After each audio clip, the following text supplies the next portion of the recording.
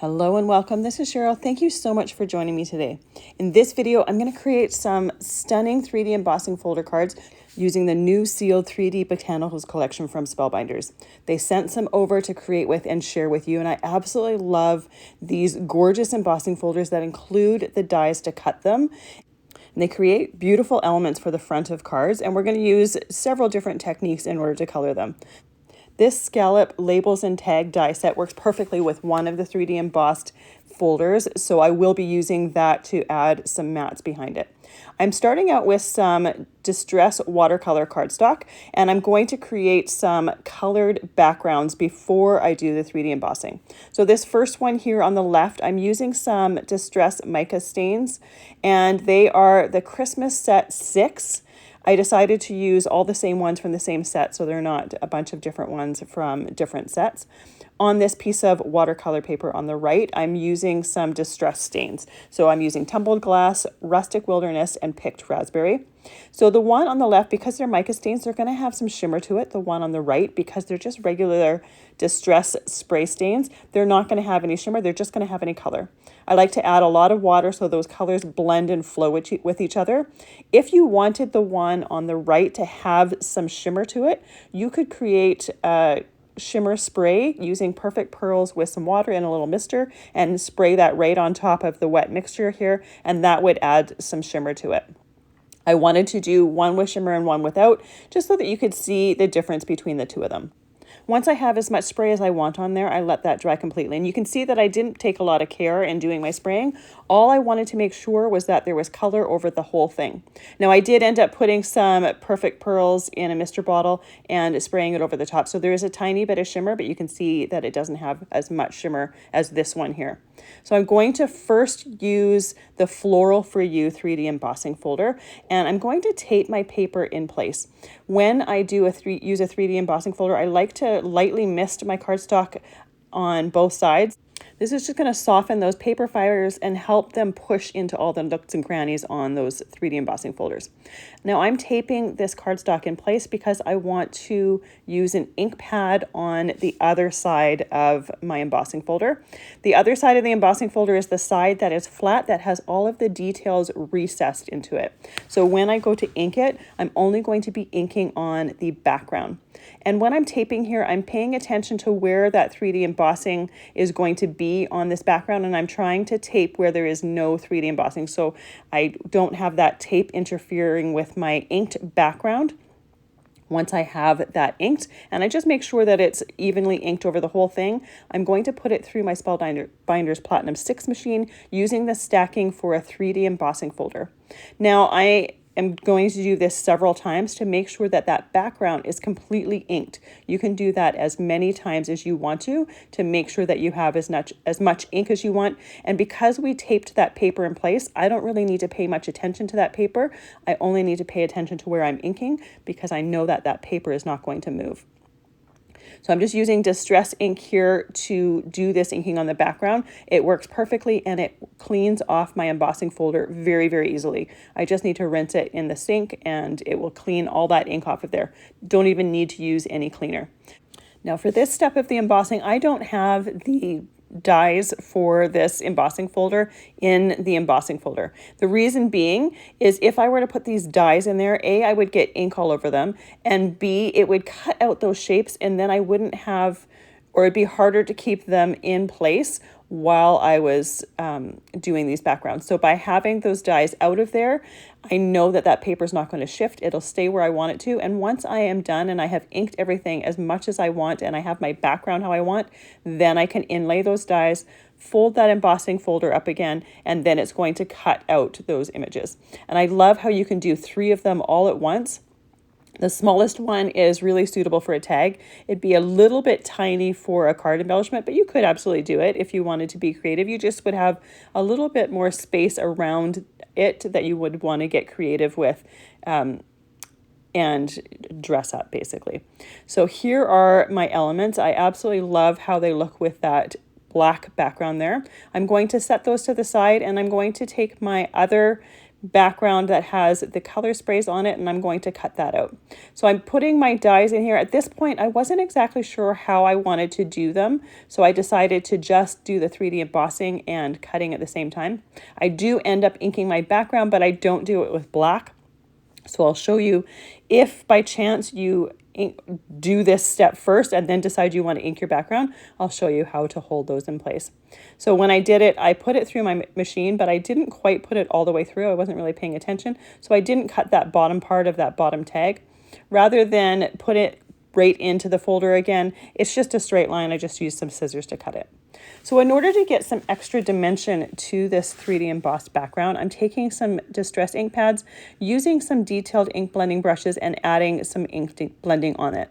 Now, this is great for if by chance you have an area that turns one color and you want it to be a different color, you can alter it a little bit. Now, it's not going to completely cover the ink underneath there because distress inks are transparent, but it is going to take an area that's, say, greener and make it a little bit more pink, depending on the color that you're choosing. So the first color I'm working with here is Worn Lipstick, and I'm just putting this ink towards the center of the flowers, towards the base of the petals, just getting a little bit of extra dimension there. There's a few areas on some of these pieces that are the turquoisey color, and I want them to be a little bit more of the peachy color, so I'll go over those and just add that to it. Now, using the sprays on the background and then doing the embossing and die cutting, you don't have a lot of control over what color is where, but you can see that it gives a great base color, and then you can do some of the detailed ink blending to get the colors exactly where you want them to go. So for my first two sets of cards, I'm going to create 2 cards and a tag from these sprayed backgrounds, and then I'm going to go and do 4 more different techniques for coloring these backgrounds, but I'm only going to do 1 card per technique. I think after the first 2 where I'm creating two cards and a tag, the layout's going to be the same for the cards that I create later on. So rather than a lot of repetition, I figured better to focus on the techniques. I knew the video was going to be somewhat long just doing that, so I didn't want to waste anyone's time with repetition. But you can see how by doing a background here, putting it through the folder and getting these 3 different elements there, and then doing them all with the same technique. Here I'm doing just the detailed ink blending. You can create 2 cards and a tag really quickly and easily, and they coordinate beautifully with each other. The bluey teal color that I'm using here is Peacock Feathers, and I'm using that to deepen some of the shading from the leaves. If some of the leaves were a little bit pink, I'm adding that color to it, and it's really easy. That comes together really quick and easy, and I'm not doing ink over the entire thing. I'm only putting ink where I want to deepen the color or possibly change it from the peachy to the teal or whatever. I do like to use the detailed ink blending tools with this. Regular ink blending tools would be a little bit too big, especially for some of those fine details, and it would be too easy to accidentally get ink where you don't want it to go. And even with adding the distress ink over top of the shimmered background, you still see that mica shimmer underneath there, so we're not losing any of that by adding that ink and adding that detail. So our embossed elements here are totally done, and this set here works really well with the Essential Arches die set. So off screen, I die cut some mats as well as my card background here. So this card background is the Peach Sorbet cardstock from Spellbinders, and that turquoise mat there is Waterfall cardstock. I have a black one here as well that ties in beautifully with the black inking on our background here. And I love this die set because there's so many different sizes. It was really easy to find sizes that coordinated with each one of these sized 3D embossed shapes. So I'm using some Barely Art Glue and a fine tip bottle to glue down my pieces here. And when it comes to the 3D embossed pieces, there's a tiny little lip or edge around the whole thing. So I'm trying to make sure that I have glue on that part as well as the background. Sometimes with these 3D embossed images, you want to make sure to get glue on the part that's going to make contact with your background. Otherwise, you're going to have layers that flip up a little bit. For the next card, I used that Peach Sorbet background piece, and I embossed it with the Flower Frenzy 3D embossing folder for some extra texture. I'm using a large ink blending brush with a flat top and using that worn lipstick distress pad to ink just the raised edges of that embossed background. It's just going to bring out that detail and give it that extra texture. I'm not bothering to do the ink blending in the center because my embossed element is going to completely cover that. When I die cut my black mat, I kept the outside edge so that I could use that as a really thin black mat around that 3D emboss there. This is just a very simple way to stretch your supplies. When you have something that is going to be completely covered, using the center of that to die cut another element for your card just gives you a 2-for-1 and takes up less cardstock. No one is going to ever know that that center was die cut out of, yes, other than those that watch this video. But I always do this, especially for specialty cardstocks. Because they are more expensive than regular cardstock, we might as well make them go as far as possible. So I'm using that same Barely Art glue in the fine tip bottle and gluing down my pieces, making sure that they are nice and centered on the card. And I like to put an acrylic block on there just to hold everything down, especially when we're working with 3D embossed images. Because there's so much texture and dimension there, I want to make sure that that glue is has contact with one of the layers below and that I get a nice securely created card. Once again, I'm using that fine tip to go around the outside of the 3D embossed background. And I also make sure that there is glue on the flat back part of the edges that is going to have contact with the piece of cardstock below. I'm using the same color combination for all 3 of these cards here. Once you find a color combination that works, there's no point in changing it up. For the smallest element here, I'm going to create a tag with it. This piece here I had cut out because I was going to open up the tag in a different area and then realized that I didn't actually need that piece because I had changed my mind. So you can see me gluing it on and then taking it off. I want to create a tag that has an opening that kind of opens like a top folding card. So I'm going to glue down the first 2 mats, that teal, that waterfall, and the black one. And then my peach sorbet one, I'm going to score the top part of it and then just glue that top part there.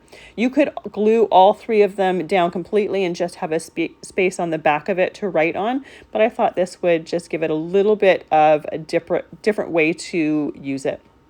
So I'm using my score pal here and just taking a Teflon bone folder and scoring close to the top, about a 1/2 inch away from the top. And then my glue is only going to be in that area there. I do want to make sure to keep that glue on the inside of where that tag is going to be glued. So I'm not putting my glue all the way to the outer edges of that peach sorbet so that I don't have glue on an exposed area.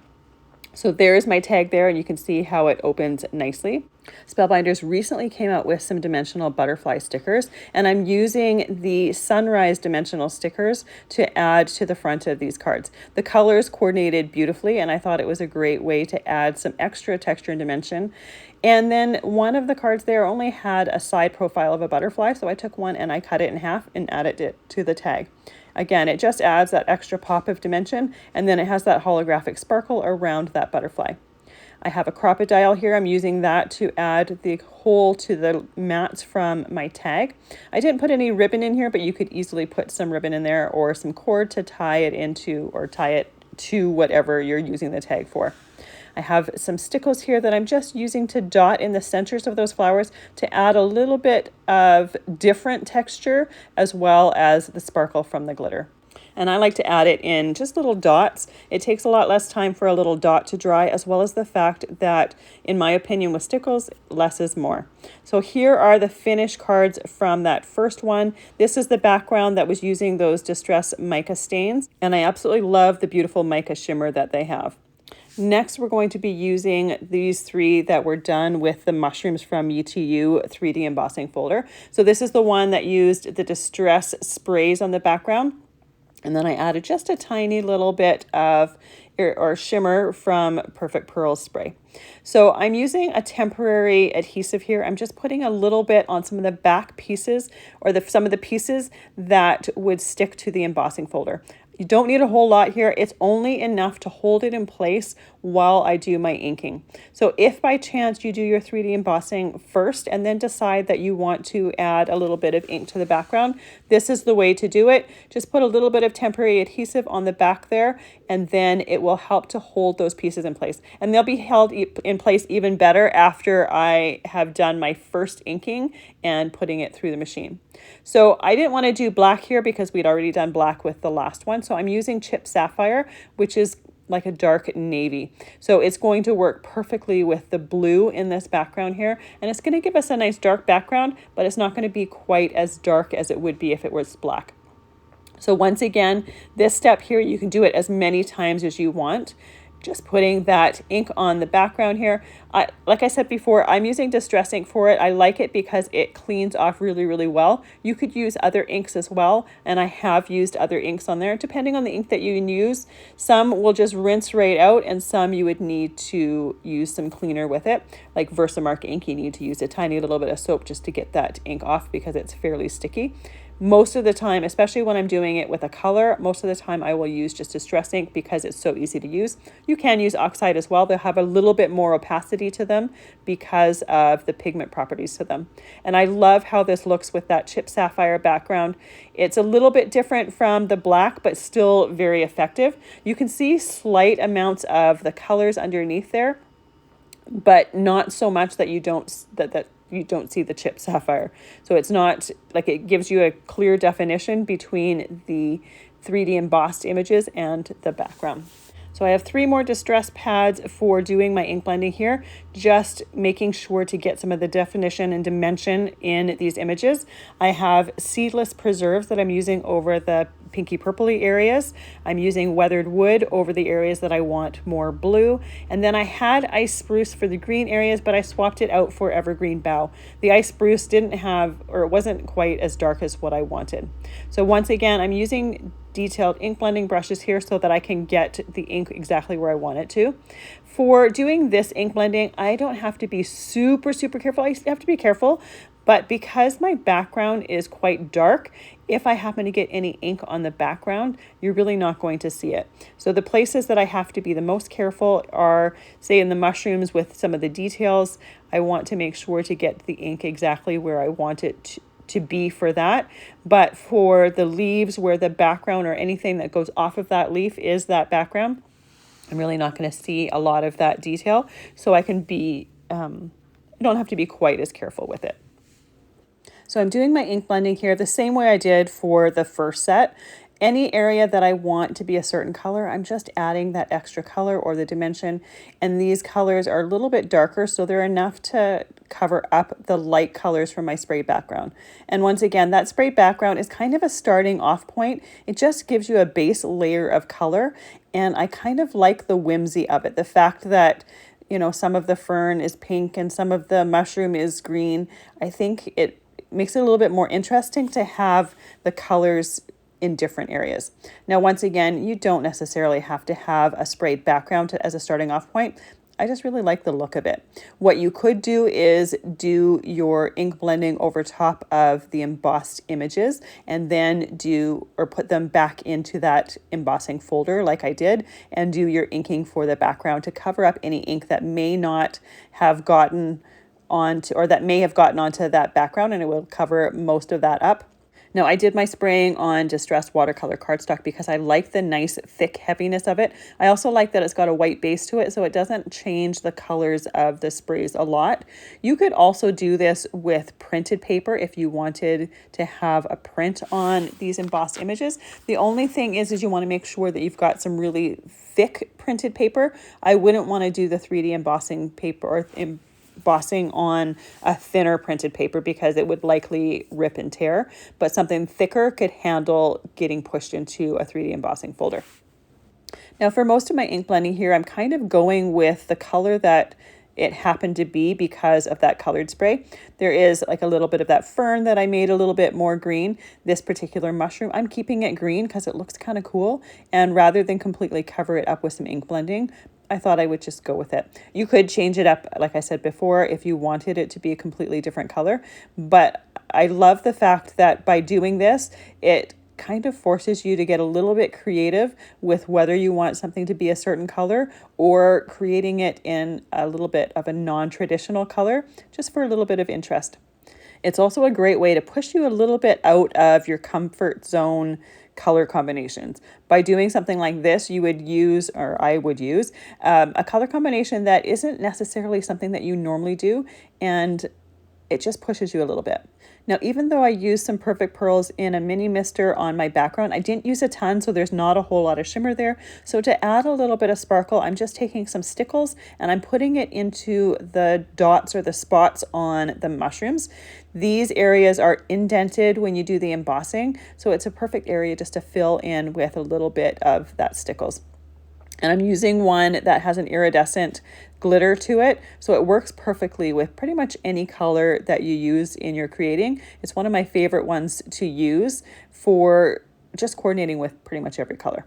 While I let those dry, I used the Scalloped Labels and Tags die set and die cut some mats for my 3D images here. My card layouts are going to be very, very similar to the first set.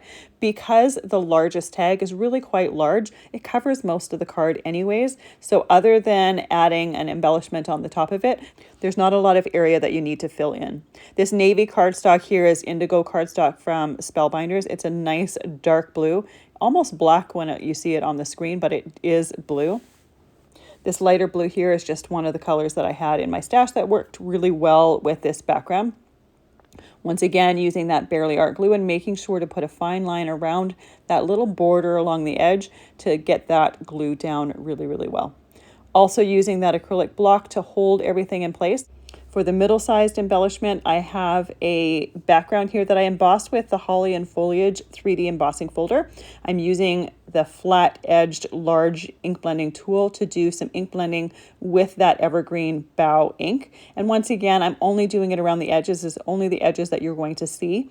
This color is going to tie in the greeny colors from my 3D emboss mushroom element, and it also brings out all of that texture in the background. Because there is more space to fill in with that middle-sized mushroom element, I like using that embossing to fill in that space. It's just a very easy way to add that texture and tie it all in. You could use a plain piece of cardstock, or even you could do that 3D embossing but not ink it if you feel that it's a little bit too busy for you.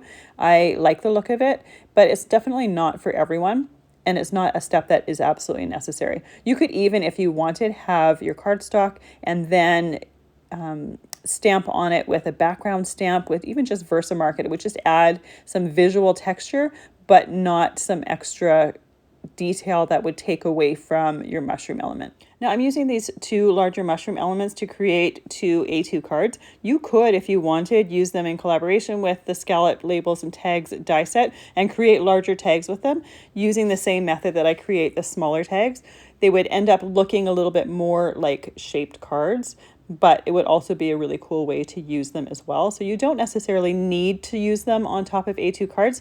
And I love the fact that the Scalloped Labels and Tags die set coordinates really beautifully with them. So you can get a little bit creative. You can decide to create a shaped card if you want, or you can do it on top of or on the front of an A2 card. It gives you a little bit more creative freedom.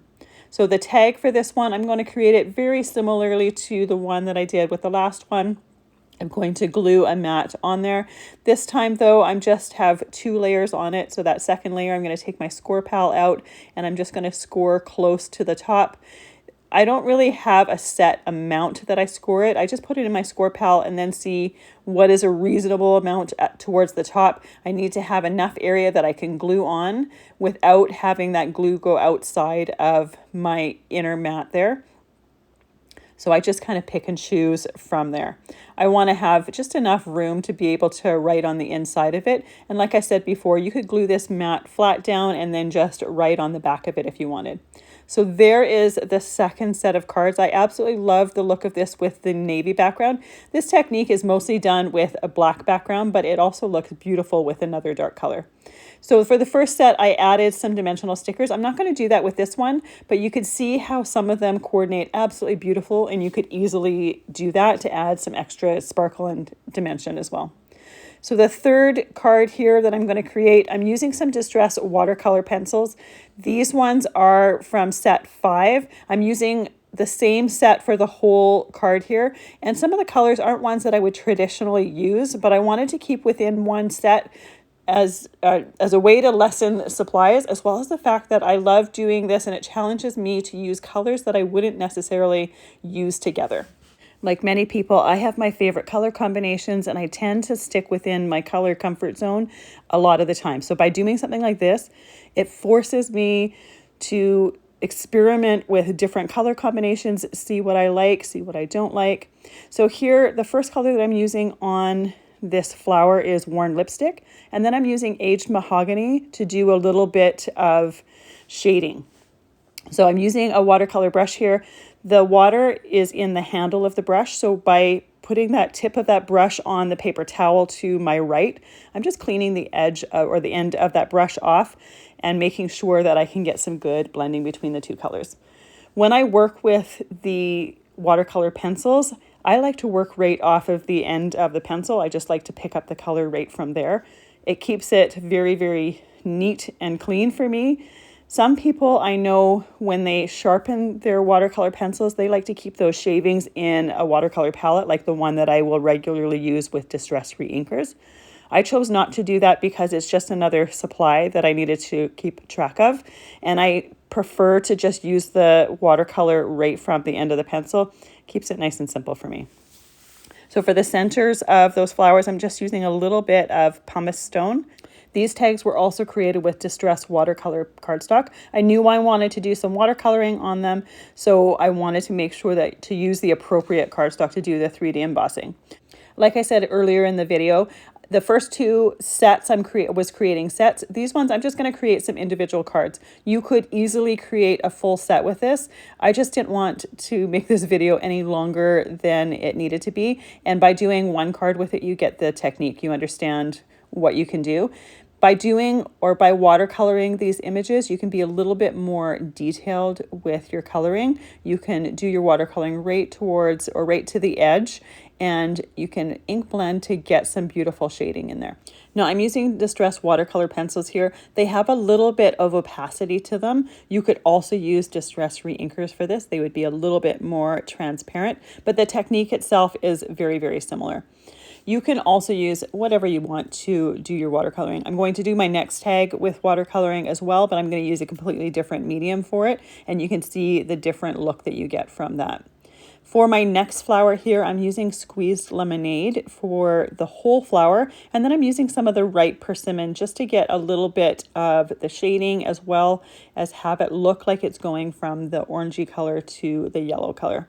So I always like to kind of go over the whole area with the lighter of the two colors, and then I will go in with the darker or the different shade and blend the two of them together.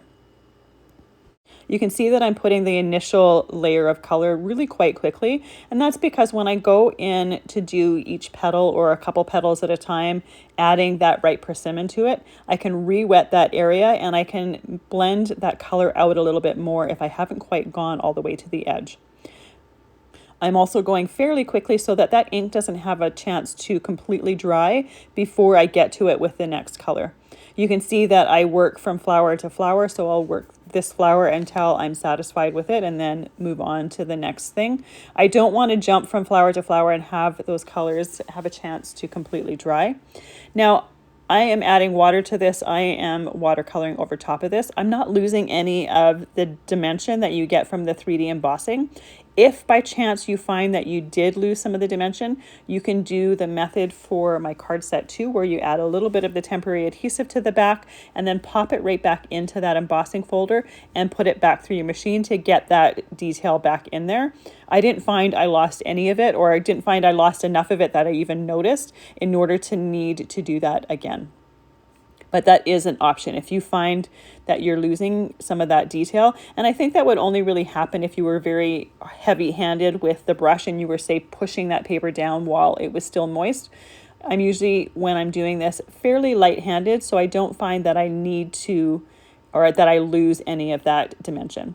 For this butterfly here, I'm using Weathered Wood and Uncharted Mariner. The Uncharted Mariner is going to be the darker of the colors, and it's going to just add some shading to it.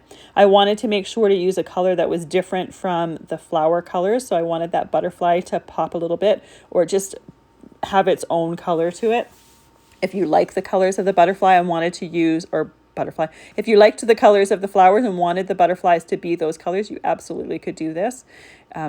Again, I'm just trying to use the colors that are within the one set here, and I didn't want to add any, and I didn't want those butterflies to kind of blend in with the flowers. I wanted them to pop just a little bit. So here is that Uncharted Mariner. I'm only using a little bit in the center. I don't want to overpower it with a darker color. The nice thing with watercolor though is when you add that first amount, if you find you want it a little bit darker, or you want a little bit of extra color, you can just go back over it and add a little bit more color. And the other thing with watercolor is if you find that you got it a little bit too dark, quite often if it's still wet, you can use a paper towel to blot a little bit of it up, or you can use your wet brush to blot a little bit of that extra color up. So it's a little bit more forgiving and you have a little bit more playtime with it. For my leaves and my greenery here, I'm using Lucky Clover, and then I'm using pine needles to add a little bit of the shading. The shading is going to go towards the base of the leaf, or where a leaf goes underneath a flower petal or underneath something else. For this card here, I am keeping my background light, so I'm making sure while I'm doing my watercoloring to not get any of that watercolor on my background. You could, if you wanted, make the background dark to really have these colors pop. The thing, I would make sure to do that dark background after your watercolor was completely dry.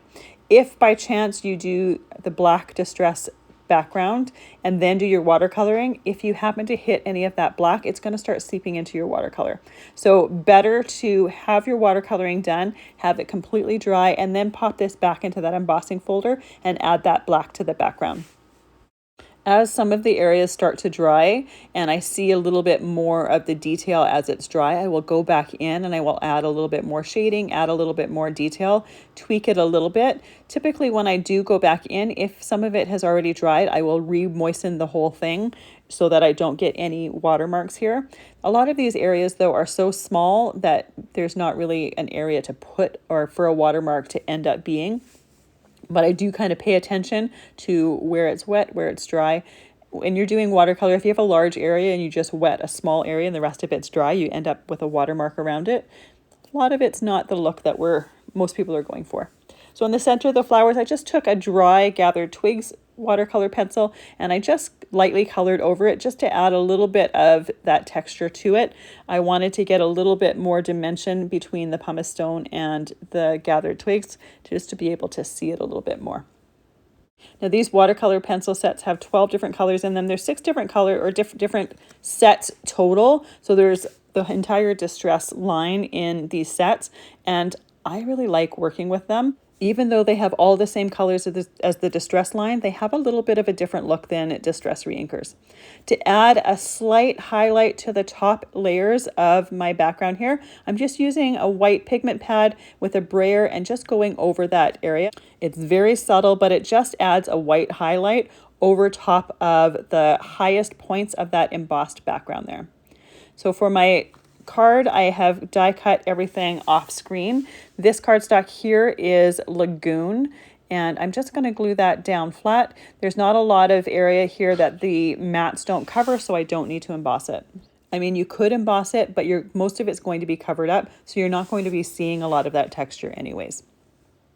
This next mat is die cut out of Dahlia cardstock, and then I have another one from my stash for the final mat around my embossed image. You can see how easy these cards are to put together and how the layout is really quite simple to them. Because these elements are so large, they cover most of the card anyways, so you don't need to come up with anything else. And really, you don't want to come up with anything that's too prominent anyways, because there's so much dimension and detail to these elements. Once again, adding a little bit of Stickles in the centers of those flowers for a little bit of texture and some of that sparkle. And I love to add a little line of Stickles around the butterfly wings as well. Once again, just adds a touch of sparkle. I don't do it over the whole thing. I think less is more when it comes to Stickles. Just a tiny little bit. Just finishes things off. I have a sentiment here that was foiled from a previous foiling session. It's from the You Are Everything sentiment set. It's a press plate set, and I did the foiling with prism foil on my Glimmer machine, so it's got a nice holographic look to it. I wanted to add a butterfly on top of this large flower here, and that butterfly has the holographic around the outside, so they tie in beautifully, and they also tie in really well with the stickles in the centers of the flowers. So for my fourth card, as I said before, I'm going to do watercoloring again, but I'm going to use Inka Gold.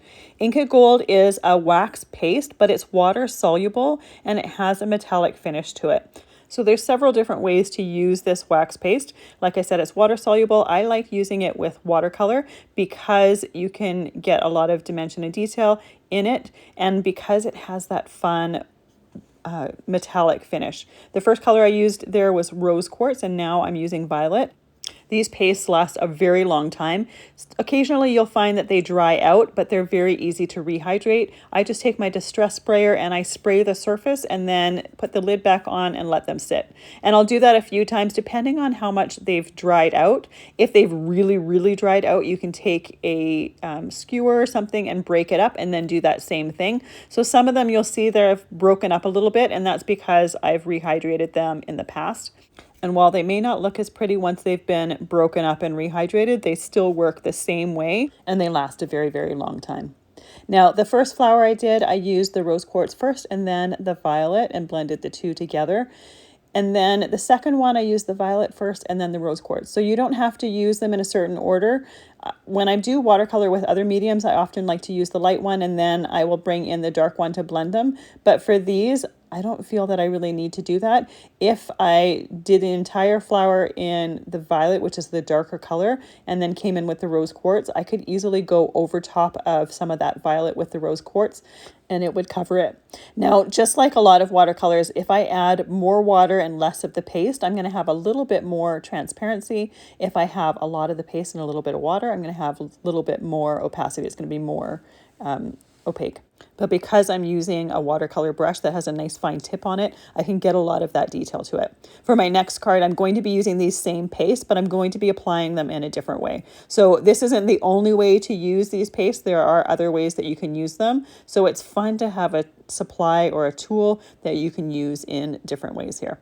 So I'm going to use gold here for the centers of the flowers. It's also going to tie in with the leaves because I'm going to use the gold on the leaves as well. I'm going to use the gold on, it's going to be more visible on the tips of the leaves or the end of the leaves. And then I have some green yellow that I'm going to put towards the base of the leaves. This is going to give some natural shading to the base of those leaves and then the highlight with the gold around the outside. So for those leaves, I'll do a few of them at a time and I do the entire leaf with the gold and then I come in with that green yellow and just add it to the base. Usually wipe off my brush a little bit if I find I have a little bit too much color in there, and then blend those two colors to get a nice transition between that gold yellow and, that green yellow and that gold. So I finished off a lot of those leaves off screen and now I have the butterfly to do. So I'm starting with that purple and I'm doing that towards the centers of the leaves. And then I'm going to do the green yellow on the outside part of the butterfly wings. And then I will wipe my brush off and then blend the two colors together.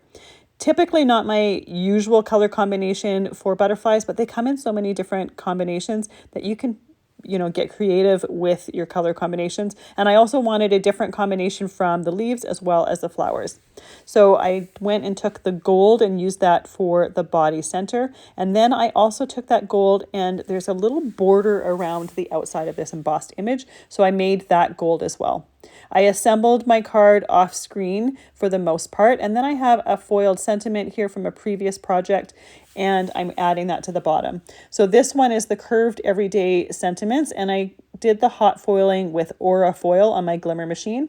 For the stickles on this card, I'm using Glisten Stickles. It has a little bit of gold in it, and it's going to tie in really, really well with the gold on there. For the next one, I have another black background and I'm using those same Inka Gold pastes, but now I'm applying them with my fingers. This is the easiest way to apply them. They apply really, really smoothly and easily, and it comes off of your hands really well. You just need a damp cloth, or even just doing it under the sink or under the running water. It comes off really easily. You don't even need cleaner to them. I'm using the same 4 colors as the last card, and this way you can see how different the colors look on a dark background and light. These colors, because they're opaque, they completely cover that black. You see a tiny little bit of darkness on areas where I have the coverage really, really light, but you can take them and you can add more of that Inca Gold if you want the cover a little bit heavier to them. Like I said before, if you find that your pastes are drying out a little bit, you can just use a spray bottle and mist them lightly just to rehydrate that ink there. When I'm putting this on the raised edge of the embossing, I'm trying to be fairly light-handed because I'm trying to avoid getting any paste on my background. I do get a tiny, tiny little bit, but it's not enough to be very noticeable. This paste dries really, really quickly when you do it with this method. So I can put a little bit on and then put a different color on right away, and it's just going to go over top of the paste that I've already done. By being light-handed with it, I can just have a little bit more control, and I can give the appearance of the colors blending together, but all I'm doing is being heavier on one area, lighter on another area, so it looks like those colors are blended. But like I said, they dry quickly within seconds, and that's why you'll see me dipping right into the pot so quickly, is because they dry so quick. But it gives a beautiful metallic finish, and I love the fact that you can use these on both light backgrounds as well as dark backgrounds, and they look beautiful. So I'll keep going back and forth between the colors, just adding a little bit more color, or if there's an area where I find that I've colored or covered one of the colors up, I will just go and add a little bit more to it so that I can see all 4 of the colors. In between that, I am cleaning off my fingers. I'm using 4 different colors here. Technically, I could use 4 different fingers, but I find that my index and middle finger are the best, or my favorite ones, for doing this ink blending. I don't have a lot of control if I use my ring or pinky, so I will just clean off my fingers with a damp cloth. For my background, I have a black cardstock here that I've embossed with the Leafy Helix embossing folder, and I want to ink it with one of the Inca Gold colors, but I couldn't decide whether I wanted or which side of the embossed image I wanted. So the easiest way to pick it is to put a little bit of Inca Gold on both sides of that cardstock and then pick and choose which one is the better one. This is the easiest way to coordinate your cardstock with your ink blending, or your blending with the Inca Gold, by doing a background and then putting some of that Inca Gold on it. This is very similar to how I do it with my interference ink pads, where I like to use the interference ink pad on a black piece of cardstock for the matte, because it coordinates perfectly and I don't have to try to look for a piece of cardstock that's going to work well. Again, I'm not doing any of the Inca Gold on the center of this because my embossed element is going to completely cover that. But you can see how it's perfectly coordinates. I've got the black as well as the black background, and it's just a perfect complement to that. So I assembled my card off camera, and now I'm using some pale gold tonic drops for the dots in those mushrooms. It's just going to add, again, a different texture, a little bit of a different finish as well, and it's going to fill in those holes. I could have left them how they were. Another option would be to put some glossy accents in there for a little bit of a different accent or different texture, but I really like the look of these tonic drops. So let that dry completely, and here is the finished card. I love the metallic look, and I love how different it looks on dark cardstock. For my last one, of course, I had to bring out those Cloud9 interference inks. Typically, I'll use these inks on black as well as white because they have a different look on black and white. I love to create projects with them where it highlights both of those properties. Here I'm just using it on black cardstock, and you can see to the right there I have a piece or a scrap of the black cardstock that I did little swatches on just to see if I had colors that I was going to like on here. The colors that I'm using right now, I'm using Regal Grey, and then Teal Twist, then Sapphire Gold, Lavender Fields, and Pink Champagne. So the top of these ink pads, the color on the left of the cover is the color is going to look on white cardstock, and the color on the right of the cover is the color that's going to show up on black cardstock. So you can have a lot of fun with these ink pads and how they look. I have a whole playlist where I'm creating projects with them if you want to see more about what these ink pads do. They're so much fun to work with.